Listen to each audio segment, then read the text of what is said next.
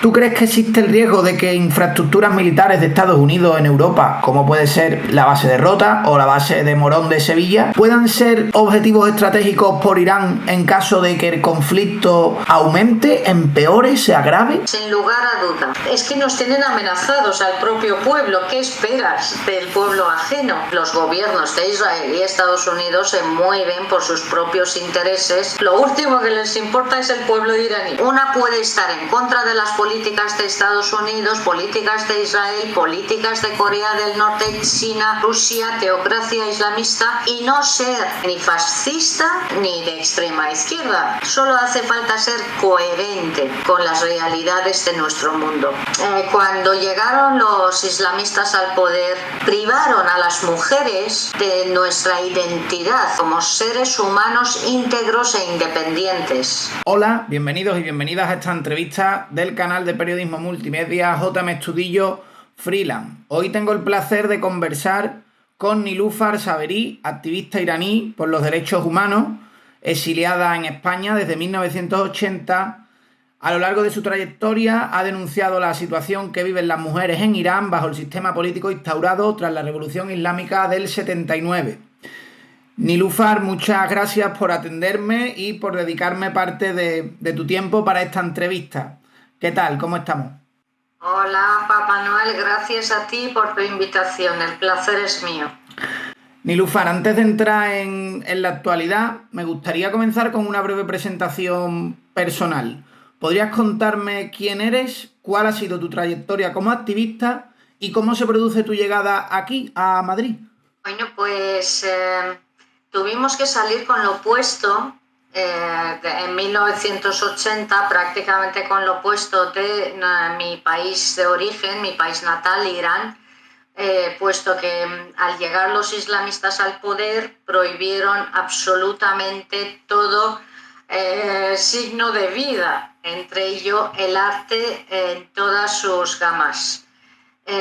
Mis padres eran artistas de espectáculo, y esto ya era más que suficiente para que hubiese represalias contra ellos.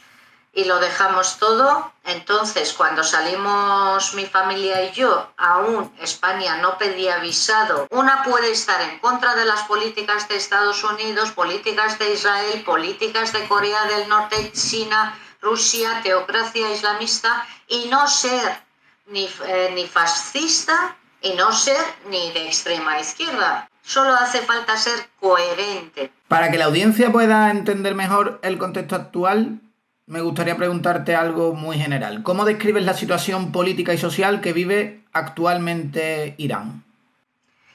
Es una situación de las más complejas que pueda haber. No hay opción buena. Yo es que no salgo de mi asombro cuando la gente empieza a rechazar todas las opciones que pudiese haber, diciendo que esto no es bueno para vosotros, como si el pueblo iraní fuéramos tontos. No hay opción buena, pero la más espantosa de todas sería seguir bajo el yugo de la teocracia islamista, la mayor y más sanguinaria enemiga de Irán y del pueblo iraní.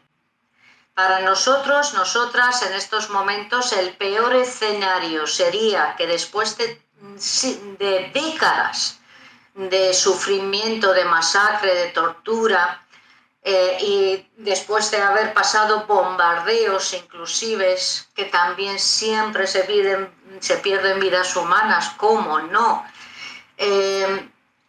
Aquí no ha pasado nada, lleguen a unos acuerdos porque les interese a nivel económico o político y nos vuelvan a dejar a puerta cerrada con nuestros verdugos.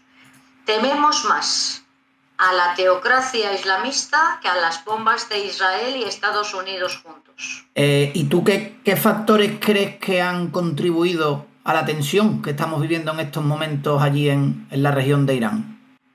Era inevitable, era una olla a presión que tenía que saltar, porque cualquier ideología extremista totalitaria que se pretende imponer al resto del mundo no puede traer nada bueno para ninguna nación ni el resto de los países. Y esto es lo que ha hecho la teocracia islamista desde su llegada al poder. El primer objetivo que se fijó Khomeini cuando usurpó el poder en Irán en 1979 fue la destrucción de Israel. Y antes de llegar al poder decía que Israel tiene que desaparecer.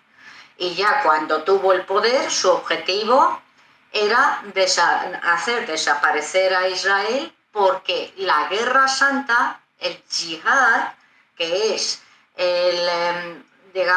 la bendición más grande a la que se debe todo musulmán integrista. Eso es muy importante, que no mezclemos a casi 20.000 millones de musulmanes en el mundo que practican su fe como cualquier otra religión, a los integristas yihadistas, que son un grupo de personas que dicen que el mundo entero tiene que acabar siendo musulmán, pero musulmán de aquella manera, de la manera de los talibanes y de la manera de la teocracia islamista, y que el mundo entero tiene que ser el gobierno de Allah con las leyes divinas. Y Khomeini, ya antes de llegar al poder, decía cómo tenía que ser el mundo, y cuando llega al poder empieza con esa política, casi medio siglo de enemistad con el resto de los países, y utilizar todos los inmensos recursos naturales de Irán, toda esa riqueza, aparte de esa que, digamos, llenar sus arcas personales, está de que lo han utilizado para crear, fomentar, mantener y propagar su ideología extremista islamista, y también crear grupos armados terroristas islamistas. Tanto es así que muy poquito a poco se ha creado un imperio imperialista, que si no se lo digan, por ejemplo, a los libaneses, que son incapaces de recuperar el gobierno de su país de las manos de Hezbollah. Hezbollah significa Partido de Allah, creado por la teocracia islamista en Irán, y también pusieron sus paramilitares terroristas islamistas en otros países, como Siria. Mataron a cientos de miles de sirios. En Irak, en Yemen, han sido una expansión a nivel bélico, pero también a nivel ideológico. Donde hay hambre, están naciendo como setas musulmanes integristas, sobre todo en Sudamérica y en África también. Y allí ves un aumento de esta ideología extremista que antes de la llegada de los islamistas al poder en Irán no existía. La mayoría de los países de mayoría musulmana, sean sunitas o chiitas, antes de que llegaran estos al poder, pues eran países que eran como cualquier otro, con la salvedad que tenían una religión mayoritaria, pero que su gente no era integrista, no era extremista. Y el apoyo de tener el primer gobierno extremista islamista en Irán ha sido fundamental para la expansión de esta ideología, y su caída también será fundamental para que se pueda vivir de nuevo en paz con el Islam como cualquier otra religión. Nilúfar, ¿y qué crees que tendría que ocurrir a nivel diplomático para que se produjera una desescalada, ¿no?, de este conflicto? Lo primero de todo es que haya voluntad, porque en medio siglo no ha habido voluntad. De hecho, la teocracia islamista en Irán fue puesto en el poder precisamente por las grandes potencias, sobre todo Estados Unidos, Gran Bretaña y Francia, porque la revolución en Irán contra la última monarquía la hizo la izquierda iraní. Pero claro, las grandes potencias no podían permitir que se fuera al Shah y allí se fuera a establecer un gobierno comunista, que era su interés de la gente que había hecho la revolución. La solución que buscaron, Pues buscar a una persona, una cara carismática con un discurso que pueda convencer a todos los partidos, todas las ideologías, porque mintió muchísimo. Khomeini se lo llevaron a Francia, desde allí le organizaron una campaña publicitaria bestial y desde allí decía que él era un religioso, que los religiosos no tenían que tomar parte en el poder del gobierno, que el Shah nos estaba saqueando, que todos los recursos de Irán serían para los iraníes y que tendríamos libertad de expresión y pluralidad política, que era lo que nos faltaba en Irán. Porque en Irán con los pahlavis teníamos libertades civiles, libertades individuales, teníamos leyes punteras para la época y lugar, sobre todo en cuestión de leyes de igualdad, y éramos un país que se estaba desarrollando muy deprisa a nivel económico, industrial, cultural, etc. O sea que realmente no nos hacía falta una revolución, lo que nos hacía falta eran reformas que pudiese ir abriendo el espacio político y teniendo en cuenta que en aquella época no había democracia en la zona cero. A fecha de hoy tampoco lo hay. El país más así que digamos lo más parecido es Turquía y el presidente lleva presidiendo más de 20 años. Entonces hubo allí un error muy grande, destrozamos nuestro país, nos fuimos 200 años para atrás y con la llegada de los islamistas precisamente hicieron todo lo contrario de lo que dijeron que iban a hacer. Cumplieron con su acuerdo con las grandes potencias de actuar de muro de contención ante el avance del comunismo y de hecho mataron a todas y todos los comunistas que pudieron. Si no mataron más es porque no pudieron, o bien porque se escaparon, o bien porque se unieron a ellos, porque te daban la oportunidad de remedirte, de decir que reniegas y que abrazas el Islam y que eres fiel a la República Islámica, o si no, era un tiro limpio, la horca o muerte bajo la tortura. Y eso es lo que se le olvida a la extrema izquierda mundial y sobre todo española, que sigue haciéndole la ola a los teocráticos increíblemente y sigue defendiéndoles pese a la masacre del pueblo iraní, dando la espalda a nuestra lucha. Nilúfar, ¿qué implicaciones crees que tiene para el futuro liderazgo de la República Islámica el nombramiento, bueno, la sucesión, ¿no?, del hijo del líder de esta república? ¿Crees que va a seguir la misma línea de su padre o cómo crees que se van a dar las cosas? Mira, el hijo es todavía peor que el padre si cabe. Todas las últimas masacres en las grandes revueltas y levantamientos que ha habido en Irán, lo ha llevado mano a mano con su padre y la Guardia Revolucionaria. Pocos países habrá que su mayor potencia militar, en este caso la Guardia Revolucionaria, esté entrenada para proteger al líder supremo, a la teocracia islamista y acabar y masacrar y reprimir a la población. Porque nosotros en Irán tenemos dos tipos de fuerzas armadas. El ejército, que no pinta nada, no tiene recursos, no tiene herramientas, y la Guardia Revolucionaria, que junto con el líder supremo gobiernan el país y están entrenados para acabar con la población, si hace falta, con tal de mantener el régimen en el poder. De hecho, es lo que quieren hacer, vaciar Irán de iraníes y llenarlo de islamistas de cualquier parte del mundo. ¿Cómo valoras la actuación y el posicionamiento que está ejerciendo Estados Unidos e Israel en todo este conflicto? ¿Qué factores políticos, estratégicos, económicos crees que pueden influir en sus decisiones, ¿no?, de atacar a Irán? No soy politóloga, soy activista de derechos humanos, mi opinión es una opinión de persona de a pie, pero obviamente se mueven los gobiernos de Israel y Estados Unidos se mueven por sus propios intereses, que puede coincidir o no con los intereses del pueblo iraní. En último término, lo último que les importa es el pueblo iraní. Eso está claro. Pero parece ser que en estos momentos puede que sus intereses coincidan con los nuestros, o al menos eso esperamos, y que eso concluya en el derrocamiento de la teocracia islamista en Irán.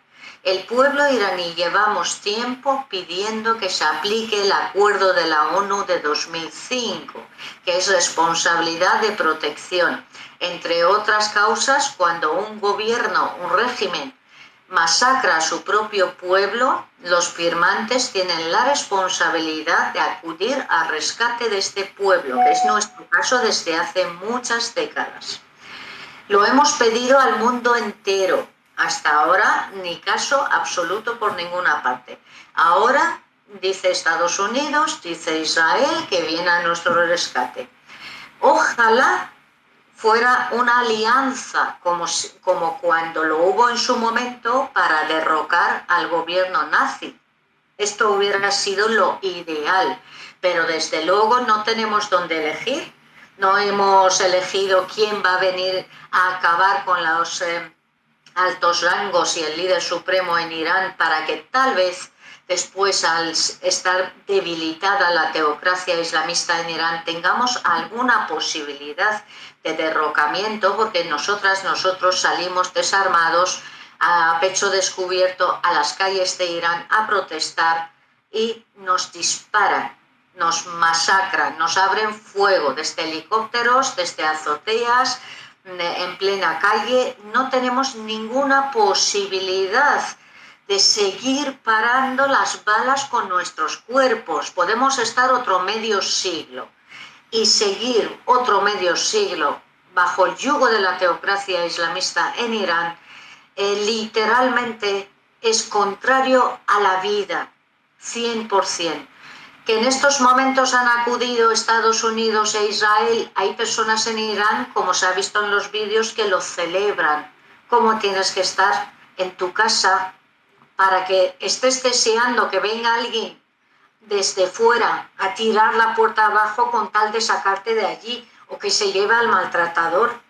Esto es que la gente se lo tiene que hacer pensar, como si el pueblo iraní nos aburriésemos y quisiéramos ser originales y decir, mira, si es que nos mola que nos bombardeen. Un poco de reflexión, por favor. Nilúfar, me gustaría que profundizaras en esto último que me has dicho, de que te avergüenzas de que el régimen, de que España, digamos, apoye a los islamistas gobernantes en Irán como apoyó en su momento al régimen nazi. Esto te lo he leído también en unas declaraciones que has prestado hace poco a otro medio de comunicación. ¿A qué te refieres exactamente con esta comparación y qué crítica quieres trasladar sobre la política exterior de España hacia Irán? Haya gobernado quien haya gobernado en España, que mi crítica, como lo quieren hacer parecer, no es contra la persona del señor Pedro Sánchez. No es contra las políticas de los gobiernos de España, indistintamente quien haya gobernado, que tienen la responsabilidad mínima de proteger a su propia población de los peligros y el avance que está teniendo la ideología extremista islamista en España, que tiene un lobby muy fuerte y tiene la bendición de la extrema izquierda española en contraposición. Es que la cosa es muy triste. Se ha formulado un sinsentido, como que si estás en contra de la teocracia islamista, entonces estás a favor de Israel y de Estados Unidos. Pero ¿en qué cabeza cabe eso?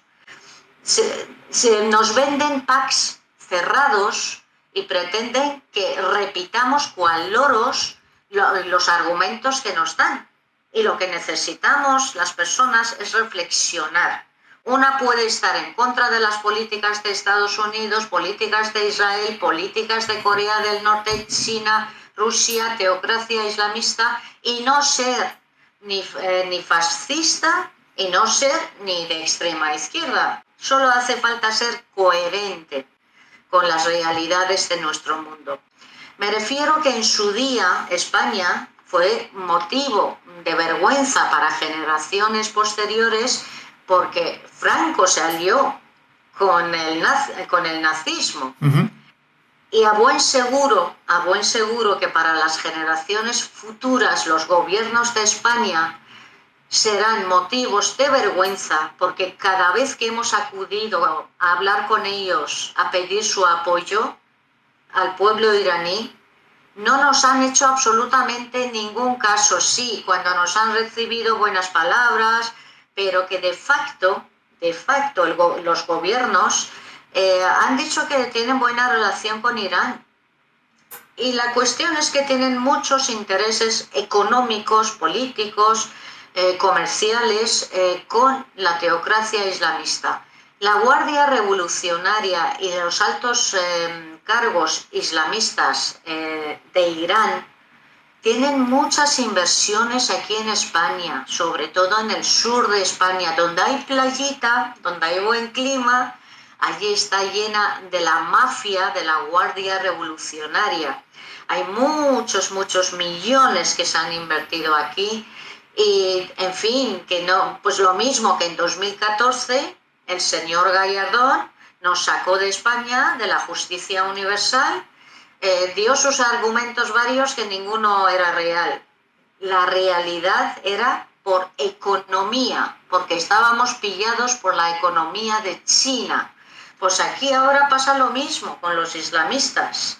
Dudo mucho que una persona que se hace llamar demócrata, una persona que dice que le importan los derechos humanos, una persona que dice ser feminista y luchar por la igualdad, llame un gobierno soberano a un gobierno asesino que masacra a su propio pueblo, que sus leyes están basadas en apartheid por razón de sexo y que nada más llegar al poder legalizó la pederastia, bajando la edad nupcial de las niñas desde los 18 hasta los 8 años y 9 meses.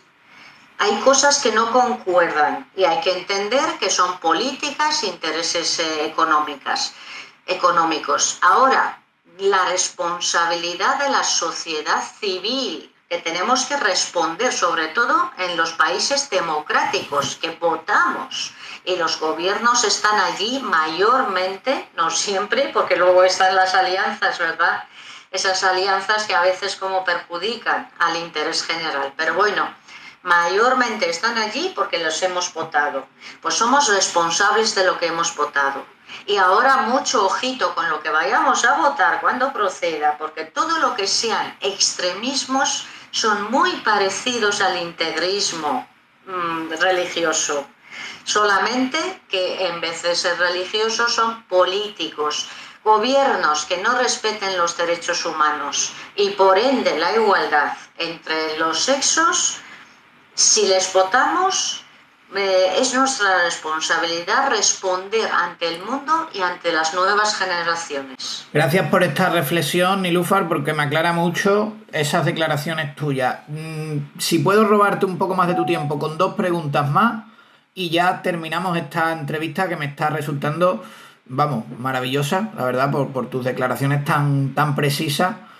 Mira, como yo no sé si te he explicado, pero mi canal tiene cierto enfoque, cierto contexto en la provincia de Cádiz. Yo soy de Cádiz, ¿vale? Yo actualmente estoy en Madrid, pero bueno, soy de Cádiz. Y bueno, en Cádiz se ha hablado mucho de ese ataque contra una base británica en Chipre, ¿no? Y ha generado como cierta preocupación sobre la posibilidad de que el conflicto alcance más territorio europeo.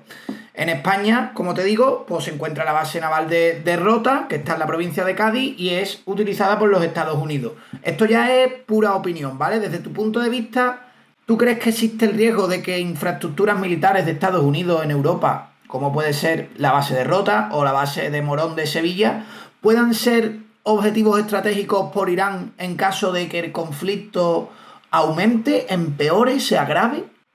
Sin lugar a duda, así será. De hecho, los islamistas lo han dicho más de una vez. en sus medios de propaganda, porque allí no existe medio de comunicación, todos son medios de propaganda, que si alguna vez tienen que dejar el gobierno en Irán, no dejarán ni un solo armamento sin utilizar dentro y fuera de las fronteras de Irán. Es que nos tienen amenazados al propio pueblo. ¿Qué esperas del pueblo ajeno? Esto será así. Están teniendo una huida hacia adelante. Como hemos visto, cuando han estado tirando misiles, es que ha sido sin ton ni son, caiga donde caiga, porque en el fondo les importa un bledo. Además que lo dicen, si para establecer el gobierno de Allah sobre la tierra hay que eliminar a la mitad de la población mundial, está bendecido por Allah. Todo lo que sea para establecer el gobierno de Allah sobre la tierra está bendecido por Allah sin límites alguno. De hecho, Khomeini, cuando prometió el oro y el moro estando en París, y llega a Irán y se le dice, oiga, pero usted está haciendo todo lo contrario que ha dicho, dice, he cometido joté, que significa embuste. Dice, en el camino de Allah hay que utilizar todas las herramientas necesarias, el embuste está bendecido. Yo sé que todos conocemos gente musulmana maravillosa, vecinos, vecinas, amorosas, cariñosas, cultas, que aportan a la sociedad, pero tenemos que saber distinguir muy bien de lo que es esta gente, que es como tú y yo, que trabaja a diario para que vivamos en un país mejor, de la gente que está trillada, gente que antepone su ideología, su propia vida, que está deseando morir mártir porque va a llegar directamente al paraíso, no va a pasar ni por el purgatorio. Entonces, de verdad, es para temerlo. Esto no es islamofobia, esto es un miedo real a una amenaza muy grande y a nivel mundial. Una pregunta más general y ya concluimos esta entrevista. ¿Tú podrías explicar cuál es actualmente la situación? Un poco en el contexto del día de ayer, del 8M. Me gustaría que explicases el contexto, la situación actual de los derechos de las mujeres en Irán y cuáles son las primeras restricciones o vulneraciones que tú, como mujer iraní activista, denuncias de derechos humanos. Mira, cuando llegaron los islamistas al poder en Irán, nos privaron a las mujeres de nuestra identidad como seres humanos íntegros e independientes. Ya dejamos de ser sujetos de derecho. Nos convirtieron en el feudo, en tuteladas de nuestros varones. Nacemos y morimos como si fuéramos menores. Nos casan a partir de los 8 años y 9 meses. Khomeini tiene un libro de instrucciones para el buen musulmán en el que, entre muchas otras barbaridades, explica cómo se puede mantener relaciones sexuales con una lactante bebé de pecho sin que sea pecado, porque para ellos la mujer es un animal más que ha creado el Alá para el gozo, disfrute y el servicio al varón. La diferencia que a nosotras nos ha dado un aspecto apetecible para que el hombre lo primero que disfrute y lo segundo que es necesario que traiga cuanto más soldaditos para el yihad. En Irán cada hombre puede casarse oficialmente y de manera permanente con 4 mujeres a la vez. Y dicen, bendito sea el hombre que su mujer tenga la primera menstruación en su casa. Y aparte de eso, se puede tener un sinfín de concubinas mediante el matrimonio temporal, que dura desde 1 hora hasta 99 años. Es un contrato privado entre el hombre y la mujer y que siempre tiene que haber una contraprestación del varón hacia la mujer, lo que viene siendo la prostitución a lo islamista. De lo que se trata que un solo hombre pueda tener cuantas más mujeres. Ellos mismos lo dicen en sus medios. lo habréis escuchado no solo a los islamistas en Irán, sino a otros en otras partes del mundo. Aparte del yihad, van a conquistar el mundo por el vientre de sus mujeres, por número, por votos. Y Occidente, lejos de tomarse esta amenaza en serio, no hace otra cosa, mismamente España, que dar facilidades en nombre de multiculturalidad, el relativismo cultural, para que puedan estar en un hábitat lo más favorable posible a sus creencias y su expansión. Es que los integrismos son como un virus, o se erradican o se expanden con mucha fuerza y rapidez. Y eso es lo que tenemos que captar, es lo que tenemos que demandar a nuestros gobiernos, pero no desde el odio hacia lo musulmán, en absoluto, sino desde el conocimiento de que no queremos que penetre en nuestras leyes, en nuestro día a día, ninguna acción. Se le llame cultura, se le llame costumbre, se le llame religión, se le llame como se le llame, ninguna acción contraria a los derechos humanos, contraria a la igualdad y la dignidad de los seres humanos en nuestro conjunto. Tenemos que defender nuestro sistema democrático y lo estamos dejando pisar. Y esto no solamente no va a traer nada bueno, sino que perjudica inclusive a las mujeres de las mismas familias que viajan con sus maltratadores desde unos países donde estos hechos están normalizados, llegan a Europa, por ejemplo España, y aquí también les estamos permitiendo normalizar esas barbaridades, en vez de plantar cara a cualquier acción, venga de donde venga, sin miedo a que nos llamen racistas, islamófobos, lo que quieran llamarnos. Lo que no tiene cabida en una democracia es cualquier tipo de creencia que se quiera llevar a cabo, que vaya a establecer unas normas, incluso leyes, que sean contrarios a los valores democráticos, igualitarios y de derechos humanos. Nilúfar Saverí, agradecerte tu tiempo, tus declaraciones y darte las gracias también por tu importante activismo que considero que es muy necesario. Muchísimas gracias. Gracias a ti, Juan Manuel. Un placer poder haber colaborado contigo en esta entrevista y espero que nos vea mucha gente y que desde luego el mérito de que hayamos podido juntarnos es tuyo. Muchísimas gracias. Gracias, un placer. Saludos. Saludos.